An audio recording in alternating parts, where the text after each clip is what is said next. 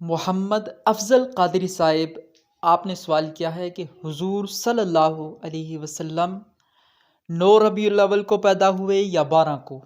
دلائل کی روشنی میں جواب عنایت فرمائیں۔ محمد افضل قادری صاحب، حضور نبی اکرم صلی اللہ علیہ وسلم کی ولادت مبارک 12 ربیع الاول کو ہوئی۔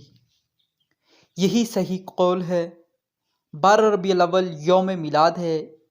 ابن اسحاق نے اس کی تصریح کی ہے۔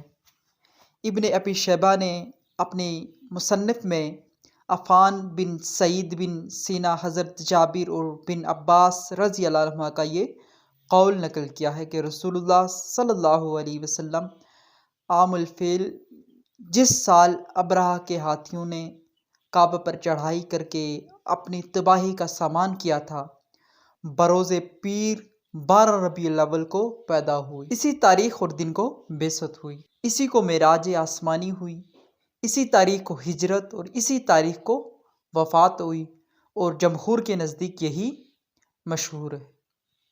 البدایہ والنہایہ، ابن کثیر، جلد دوم، صفحہ 260، طبع بیروت۔ سیرت ابن ہشام، جلد 1، صفحہ 158، طبع مصر۔ واللہ ورسولہ اعلم بالصواب۔ مفتی محمد اشتیاق الازہری، دارالافتاء منہاج القرآن انٹرنیشنل۔